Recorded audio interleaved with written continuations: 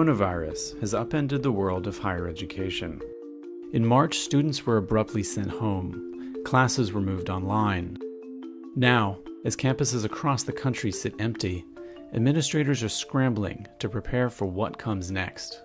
In many ways, the attack that COVID represents to higher education is a really straightforward assault on the bottom line. The financial challenges are severe. I mean, I won't kid you, they're profoundly challenging. There will be more bankruptcies, more business failures, more need for federal and state bailouts. The pandemic has thrown the budgets of public and private colleges into turmoil. Since the lockdowns went into effect, they have seen their revenues drop and their expenses climb. I think, more than belt tightening, this may be something like reconstructive surgery, if not actually, thoracic surgery. With all education now virtual, e-learning is having a moment. When students were sent home mid-semester, American higher ed began what was essentially a nationwide experiment. In the space of 3 weeks, all learning was moved from the classroom to the internet. This has accelerated the trend towards online education and raised more fundamental questions about the value of a college degree. College students suing Drexel University, the University of Miami, and others saying online learning is no replacement for a bricks and mortar on-campus experience. What will be the lasting legacy of COVID-19 for higher education? Could this virus lead to a wave of college and university closures? Will the classroom we once knew gradually return, or could COVID permanently transform how we learn? Whoa. Hey, Brian. To help answer these questions, I spoke to Brian Alexander, a higher education futurist. As his title suggests, Alexander spends a lot of time contemplating what might happen in the higher education space. In a passage included in his 2020 book, Alexander suggested the possibility of a global pandemic transforming the industry. I wrote that chapter in 2018, 2019, and I'm afraid it is chillingly prescient. But how do you imagine a post-COVID future when so little is known about COVID itself? With so much uncertainty surrounding the pandemic, Alexander believes it's impossible to divine any one outcome.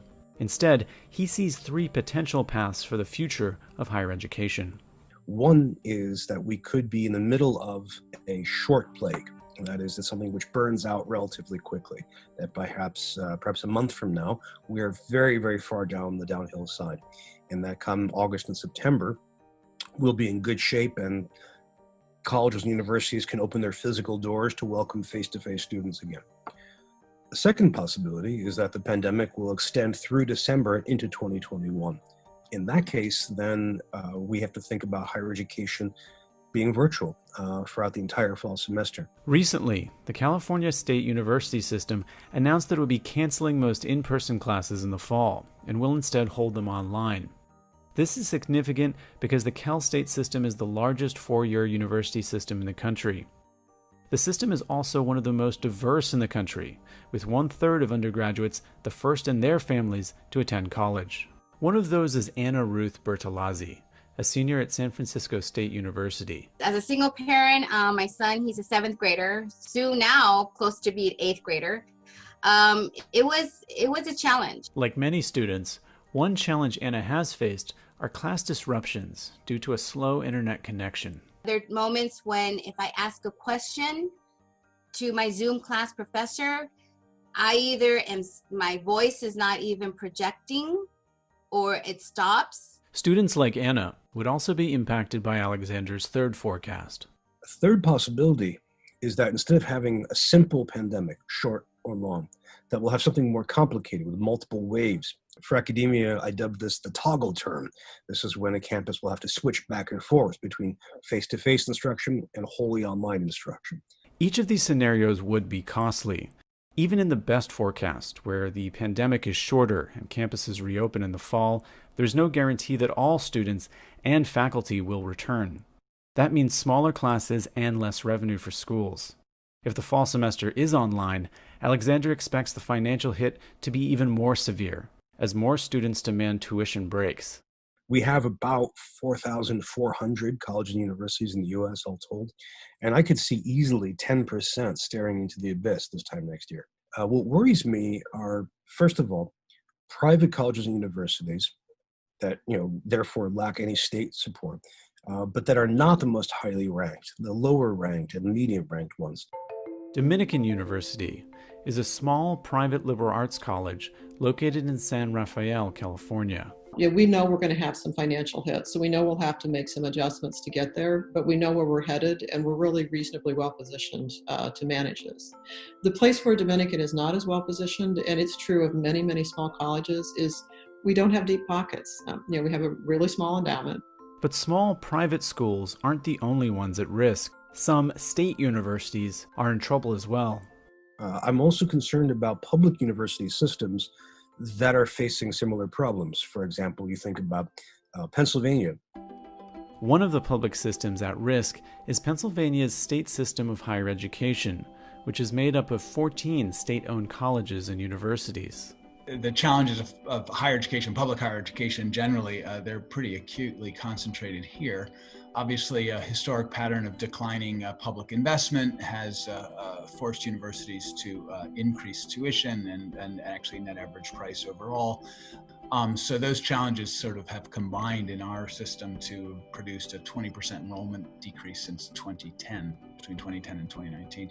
And obviously, as our enrollments go down, we're an enrollment-driven industry, and as a consequence, our revenues have declined as well. If there is one consensus in higher ed, it's that online education is here to stay, and that it will only grow in importance.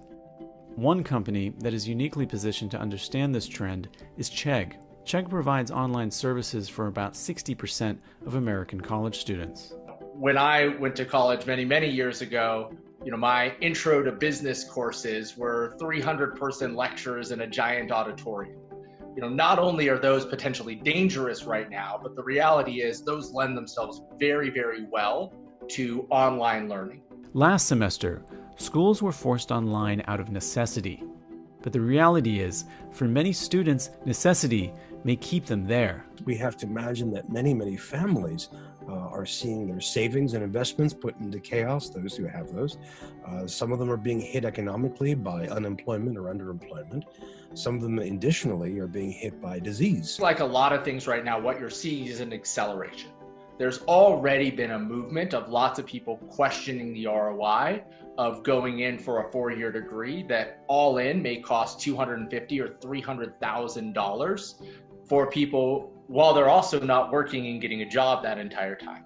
More students online means less revenue for schools, but Brian Alexander is optimistic that the industry will get creative and adapt to students' needs.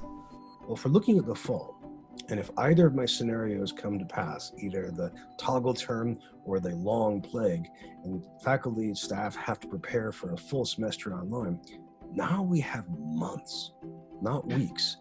We have months to plan, prepare, shape, and hone the experience.